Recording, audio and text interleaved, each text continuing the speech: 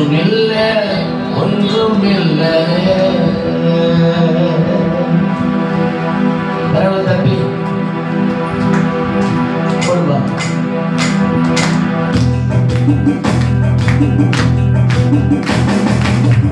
தேவனாலே கூடாதது ஒன்றுமில்லை ஒன்றுமில்லை. ஆமென். தேவனாலே கூடாதது ஒன்றுமில்லை ஒன்றும். நல்ல மகிழ்ச்சியா கூடும் கூடும் எல்லாம் கூடும்.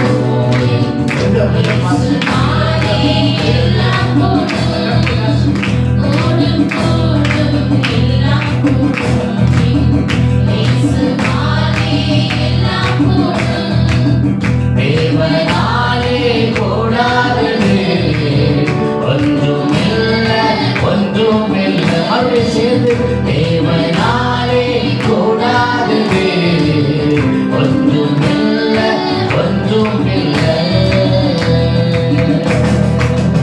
வேதம் சொல்லுகிறது அவர் துணியில் பிரியப்படுகிற ஆண்டவர், அவர் துணிக்கு பாத்திரர், அவர் துணியாத துயர். நீங்கள் நானும் ஆராதிக்கும் போது அது துணி மத்தியிலே வாசம் பண்ணுகிற தேவனாக இருக்கிறார். என் மகனே மகனே, உன்னை நான் மகிமைப்படுவேன் என்று சொன்னாரே. நீங்கள் நானும் இந்த வருஷத்திலே அதிகமாக அவரை ஆராதிக்கும் போது, அவர் உயர்த்தும் போது அந்த துணியிலே அவர் பிரியப்பட்டு நம்மளுமாய் மகிமைப்படுவார். என்னோடு சேர்ந்து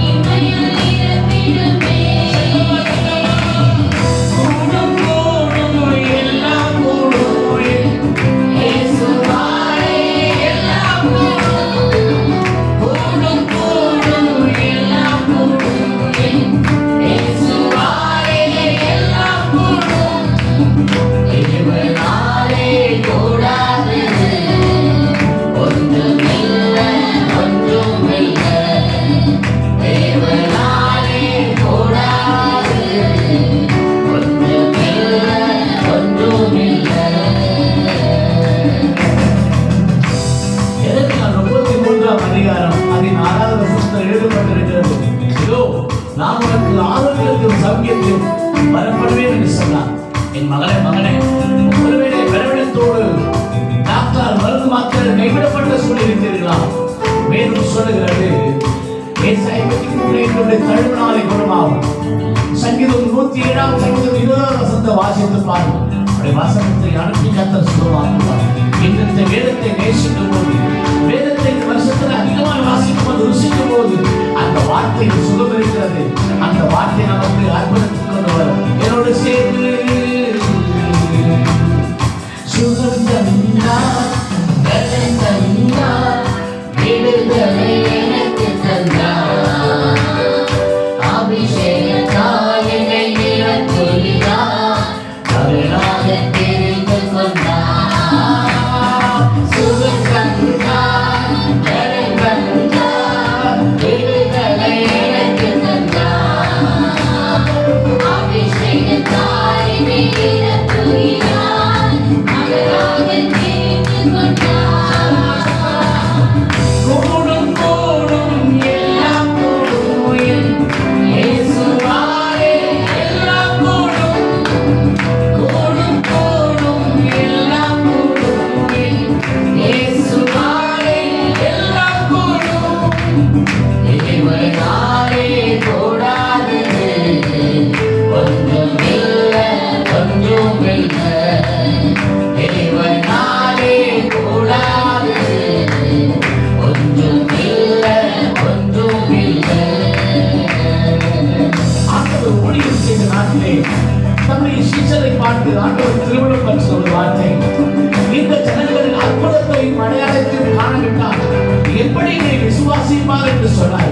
அதே போல மகனே கர்த்தருடைய ஊழியத்தை செய்கிற அல்லது கர்த்தருடைய ஊழியத்தை செய்ய வேண்டும் என்று சொல்லி நினைக்கிற உங்களை பார்த்து என்னை பார்த்து கர்த்தர் சொல்லுகிறார், அற்புதங்களும் அடையாளங்களும் நடக்கவிட்டால் ஜனங்கள் ஆண்டவரை விசுவாசிக்க மாட்டார்கள். இந்த கடைசி நாட்களில் கிருபை கனி மரங்களை ஆண்டவருடைய சமூகத்தில் பெற்றுக்கொள்ள வேண்டும் என்று சொன்னார். பரிசுத்தமுள்ள ஒரு ஜீவியம், ஓ கரைகளற்ற ஒரு வாழ்க்கை, யாருமே குற்றப்படாத ஒரு வாழ்க்கை, சபைக்கு முன்பாக சங்கத்துக்கு முன்பாக தேவனுக்கு முன்பாக பரிசுத்தமான ஒரு வாழ்க்கை வாழ்வதுதானே தேவன் நமக்கு கிருபைகளை தருவார். பரிசுத்தம் இல்லாமல் ஒருவரும் தேவனை தரிசிக்க முடியாது. இன்றைக்கு நீங்கள் நானும் கர்த்தருடைய சமூகத்திலே பரிசுத்தத்துக்காக ஒப்பு கொடுத்து ஜெபிப்போம் என்று சொன்னார். அந்த கிருபை கனி வரங்களையும் கர்த்தர் நமக்கு கொடுப்பாராக. என்னோடு சேர்ந்து ஓ கிருபை தந்தார், வரங்கள் தந்தார், வல்லமை எனக்கு